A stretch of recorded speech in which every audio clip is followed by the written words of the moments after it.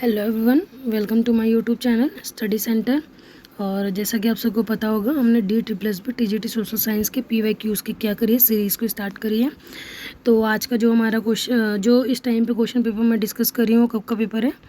10 अक्टूबर का पेपर है ये। और कौन सा ईयर का है? 2021 का पेपर मैं क्या कर रही हूँ, आप लोगों के साथ डिस्कस कर रही हूँ। तो इसके मैंने 4 पार्ट्स को डिस्कस कर दिया है और मैंने वीडियो अपलोड कर रखी है। और अपने इस वीडियो के डिस्क्रिप्शन पे मैं क्या करूँगी, जो मेरी प्लेलिस्ट है उसकी लिंक मैं आप लोगों के साथ शेयर कर दूँगी। तो अगर आप फर्स्ट टाइम मेरे वीडियो पर विज़िट कर रहे हैं तो इस वीडियो को लाइक और मेरे चैनल को ज़रूर सब्सक्राइब कीजिएगा, क्योंकि ये सीरीज़ अगर आप DSSB TGT सोशल साइंस के लिए प्रिपेयर कर रहे हैं, और ना ही सिर्फ DSSB, आप KVS TGT सोशल साइंस देख रहे हैं, NVS देख रहे हैं, या किसी भी स्टेट की अगर SST की प्रिपरेशन कर रहे हैं, तो ये सीरीज़ आपके लिए क्या होगी, एक इम्पॉर्टेंट सीरीज़ होगी। तो चलिए स्टार्ट करते हैं आज की सीरीज़ को। हम पार्ट 5 डिस्कस करेंगे। और आज का हमारा क्वेश्चन नंबर 1 है, that is under article 359 the president is authorised to suspend by order the right to move any court for the enforcement of the fundamental rights. यानी कि हमसे किससे रिलेटेड क्वेश्चन पूछा है? अनुच्छेद 359 से राष्ट्रपति को आदेश द्वारा मौलिक अधिकारों के प्रवर्तन के लिए किसी भी अदालत में जाने का अधिकार निलंबित करने के लिए अधिकृत है, सिवाय इसके। तो देखते हैं ऑप्शंस को अपने एक बार हम। तो हमारा ऑप्शन नंबर फर्स्ट क्या कह रहा है? दैट इज़ आर्टिकल 20 या फिर आर्टिकल 21। और ऑप्शंस अगर हम देखें तो हमारे पास ऑप्शंस क्या क्या हैं कि बोथ की, यानी दोनों की ज़रूरत है, ओनली सेकंड की ज़रूरत है, ओनली फर्स्ट की ज़रूरत है, या फिर इन दोनों में से किसी की भी ज़रूरत नहीं है। तो अगर हम राइट आंसर देखें तो राइट आंसर क्या हो जाएगा हमारा? ऑप्शन नंबर ए, यानी कि अनुच्छेद 359 के तहत राष्ट्रपति आदेश द्वारा मौलिक अधिकारों के परिवर्तनों के लिए किसी भी अदालत में जाने का अधिकार निलंबित करने के लिए अधिकृत है, सिवाय अनुच्छेद 20 और 21 के। तो ये फंडामेंटल राइट्स हैं। इन फंडामेंटल राइट्स को आप एक बार देख लेंगे कि ये किस चीज़ से रिलेटेड है। यानी कि अगर कभी भी कुछ भी हमारे अधिकार निलंबित हो रहे हैं तो आर्टिकल 20 और 21 क्या हो जाएगा? ये निलंबित नहीं होगा। यह निलंबन उन्हीं मूल अधिकारों से संबंधित होता है जो राष्ट्रपति के आदेश से वर्णित होते हैं। ठीक है, तो आई होप ये आपको क्लियर हो गया होगा। चलते हैं नेक्स्ट क्वेश्चन की तरफ। सेकेंड क्वेश्चन है हमारा, that is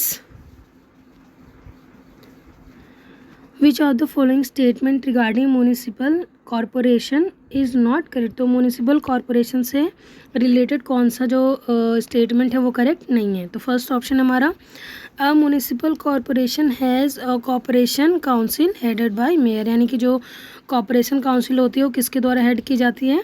मेयर के द्वारा। या फिर नेक्स्ट ऑप्शन क्या है हमारा, municipal corporation has standing committee to deal with various activities like health and education. तो ये जो कमेटी होती हैं वो हेल्थ, एजुकेशन, इन सब जो एक्टिविटीज़ होती हैं उन्हें क्या करती हैं? डील करती हैं। नेक्स्ट है, municipal corporation is established by the act of state government of the big cities of state. यानी कि ये स्टेट गवर्नमेंट के द्वारा क्या किया गया है? इन्हें एस्टेब्लिश किया गया है। एंड फोर्थ ऑप्शन है हमारा, that is municipal corporation has 5 authorities. तो ये हम नहीं डिसाइड कर सकते कि म्यूनिसिपल कॉरपोरेशन की कितनी अथॉरिटीज़ हैं। इसका मतलब जो बाकी के 3 ऑप्शन थे वो क्या हो जाएंगे हमारे? राइट हो जाएंगे। ये वाला स्टेटमेंट हमारा क्या हो जाएगा? गलत हो जाएगा। तो देखते हैं हम, नगर निगम एक प्रकार की स्थानीय सरकार है जो 10 लाख से अधिक आबादी वाले शहरी क्षेत्रों का प्रशासन करती है। तो उपरोक्त विकल्प सही है, डी सही नहीं है। ठीक है, तो नेक्स्ट क्वेश्चन देखते हैं हमारा क्वेश्चन नंबर 3 आज का। द फंडामेंटल राइट्स सब committee of the constitution assembly of India was headed by. तो मतलब जो फंडामेंटल राइट की सब कमेटी है वो किसके द्वारा हेड की जाती है? तो देखते किसकी अध्यक्षता में थी। तो देखते हैं हमारे ऑप्शंस को। तो ऑप्शन हमारे पास फर्स्ट है, डेट इज़ JB कृपलानी जी के पास थी, SK पाटिल के पास थी, महावीर त्यागी के पास थी, या फिर GV मावलंकर के पास थी। तो हमारा राइट आंसर क्या हो जाएगा? JB कृपलानी। संविधान निर्माण के विभिन्न, आपको पता होगा कि कार्यों को, जो भी मतलब कि कॉन्स्टिट्यूशन हमारी असेंबली बनाई गई थी तो उसमें बहुत सारी कमेटी डिवाइड थी। तो जो ये वाली कमेटी हमारी डिवाइड थी, विभिन्न कार्यों से निपटने के लिए संविधान सभा द्वारा 9 प्रमुख समितियों का नियुक्त किया गया था। मौलिक अधिकारों, अल्पसंख्यकों और जनजातियों और बहिष्कृत क्षेत्रों पर सलाहकार समिति की एक उप समिति भी बनाई गई थी। यह मौलिक अधिकार उप समिति थी। इसकी अध्यक्षता किसके पास थी? JB कृपलानी जी के पास थी। नेक्स्ट देखते हैं क्वेश्चन नंबर 4। तो क्या कह रहा है? Panchayat democracy in Nepal was launched by king Mahendra. He was the son of king Birendra, king Narayan, king Tribhuvan और किंग ज्ञानेंद्र। यानी कि अगर आप देखेंगे तो इसमें जो मतलब कि आपका सिविक्स का चैप्टर है नेपाल से रिलेटेड, तो इसमें पूछ रहा है कि जो वहाँ के किंग महेंद्र थे वो किसके बेटे थे। तो देखेंगे हम राइट आंसर, हमारा राइट आंसर क्या हो जाएगा? ऑप्शन नंबर सी, यानी वो किसके बेटे थे? किंग त्रिभुवन के बेटे थे। तो 1960 में राजा महेंद्र द्वारा नेपाल में दल विहीन पंचायत प्रणाली की स्थापना की गई। यह व्यवस्था 1990 के दशक तक लागू रही। राजा महेंद्र राजा त्रिभुवन के पुत्र थे। क्वेश्चन नंबर 5 देखते हैं हम। तो क्वेश्चन नंबर 5 क्या कह रहे हैं? Which of the following statement regarding Bolivia's political struggle is correct. अब आपको बोलिविया का स्ट्रगल पता होना चाहिए। ये किससे रिलेटेड था? वाटर से रिलेटेड स्ट्रगल था। आपने सिविक्स में पढ़ा होगा 10th क्लास की। अगर आप सिविक्स पढ़ रहे हैं तो आपका जो सिविक्स वाला पोर्शन है वो मोर देन 80 to 90% क्या हो जाएगा? कवर हो जाएगा आपके DT+B का। तो मैं ज़रूर बोलूँगी कि आप एक बार थोरली 10th क्लास की जो सिविक्स है उसको रीड करके जाएंगे। तो इसमें क्या है? The protest against water privatisation in the Bolivia was supported by socialist party. जो वाटर प्राइवेटाइजेशन का जो स्ट्रगल था वो किसके द्वारा लीड किया जा रहा था? सोशलिस्ट पार्टी के द्वारा। या फिर the popular struggle in Bolivia was about the one specific policy. तो देखते हैं हमारे ऑप्शंस को। तो ऑप्शन है हमारा डेट इज़ ओनली सेकेंड सही है, ओनली फर्स्ट सही है, या फिर दोनों सही हैं, या दोनों ही गलत हैं।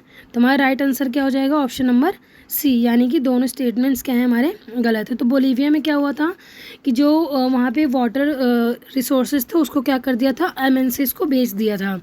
तो उसके बाद क्या किया गया कि जो प्राइवेट कंपनीज थी उन्होंने जो प्राइस था वाटर का वो काफ़ी ज़्यादा हाइक कर दिया था। उसकी वजह से बोलिविया में क्या हुआ था? स्ट्रगल स्टार्ट हुआ था। तो अगर मैं एक्सप्लेनेशन दूँ तो बोलिविया में पानी के निजीकरण के खिलाफ लोगों के सफल संघर्ष से पता चलता है कि लोकप्रिय संघर्ष लोकतंत्र के कामकाज के अभिन्न अंग है। बोलिविया में पानी के निजीकरण यानी प्राइवेटाइजेशन के विरोध को समाजवादी पार्टी ने समर्थन दिया। संघर्ष एक विशिष्ट नीति के बारे में था। विश्व बैंक ने बोलिविया की सरकार पर नगर पालिका जल आपूर्ति पर नियंत्रण देने का दबाव भी डाला। अगर लोगों ने बोला तो उसके बाद क्या किया? विश्व बैंक ने सपोर्ट किया उनका। सरकार ने कोचाबम्बा शहर के लिए इन अधिकारियों को एक बहुराष्ट्रीय कंपनी यानी MNC को बेच दिया था। नेक्स्ट देखते हैं। एक लोकप्रिय संघर्ष के बाद MNCs के साथ अनुबंध जो हुआ था वो रद्द हुआ। उसके बाद वो क्या हो गया? जो MNCs के लोग थे वो क्या है? देश को छोड़ के भाग जाते हैं। तो इससे क्या होता है? ये जो स्ट्रगल होता है वो क्या कर जाता है? सक्सीड कर जाता है। नेक्स्ट देखते हैं क्वेश्चन नंबर 6 को। क्या कह रहा है?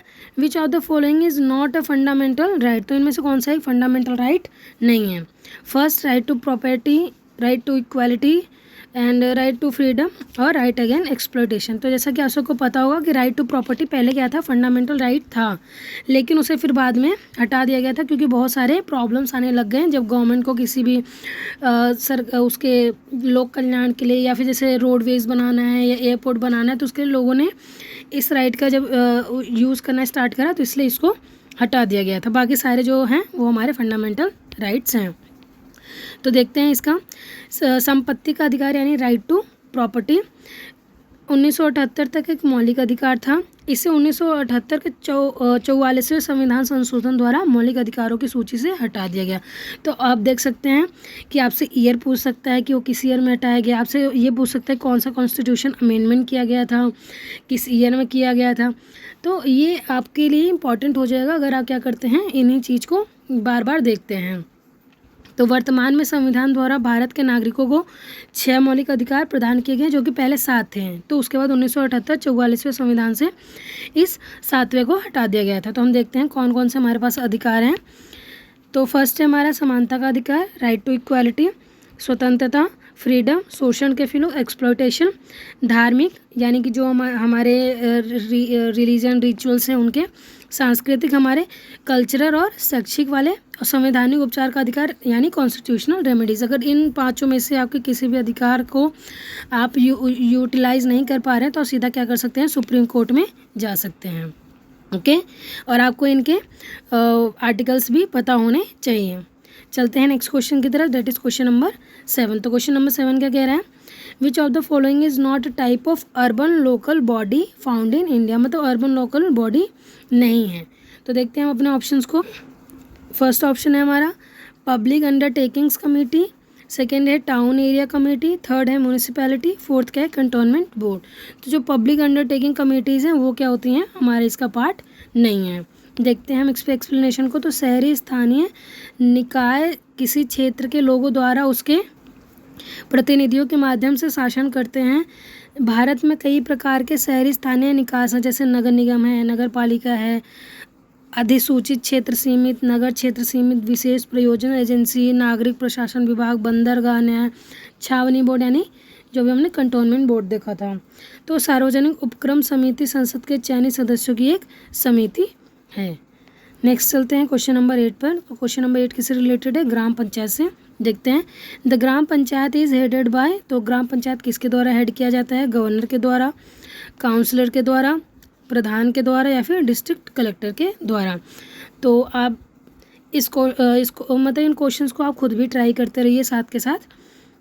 तो हमारा क्या हो जाएगा कि ग्राम पंचायत को कौन लीड करता है, ग्राम पंचायत का जो मुखिया होता है वो कौन होता है, हमारा प्रधान होता है। यह नियमित रूप से मिलता है और इसका मुख्य कार्य इसके अंतर्गत आने वाले सभी गांवों के लिए विकास कार्यक्रमों को लागू करना होता है। ग्राम पंचायत के कार्यों को ग्राम सभा द्वारा अनुमोदित करना होता है। ग्राम पंचायत के कार्यों में जल स्रोत आते हैं, सड़कें आती हैं, नलियाँ आते हैं, जल निष्कासित, स्कूल, भवन और अन्य समान संपत्ति संसाधनों का भी निर्माण होता है और उनका रखरखाव भी किया जाता है। नेक्स्ट क्वेश्चन हमारा क्वेश्चन नंबर 9। क्वेश्चन नंबर 9 क्या कह रहे हैं, the resolution to impeach the president of India requires the majority of not less than dash of total membership of the house. यानी कि अगर हम किस प्रेसिडेंट की इम्पीचमेंट कर रहे हैं तो हमें कितने परसेंटेज मेंबर्स चाहिए, कहाँ से, हाउस ऑफ पार्लियामेंट से। तो सबसे पहले आपको पता होना चाहिए जो इम्पीचमेंट है इसका जो इसको कहाँ से लिया गया है, यूएस से लिया गया है। इसमें क्या होता है, जो प्रेसिडेंट होते हैं उन्हें क्या किया जाता है, सभा से निष्कासित किया जाता है। तो देखते हैं, इसको महाभियोग कहते हैं। तो देखते हैं हमें कितने परसेंट जो हमारे हाउस ऑफ मेंबर्स हैं पार्लियामेंट के, कितने हमें चाहिए।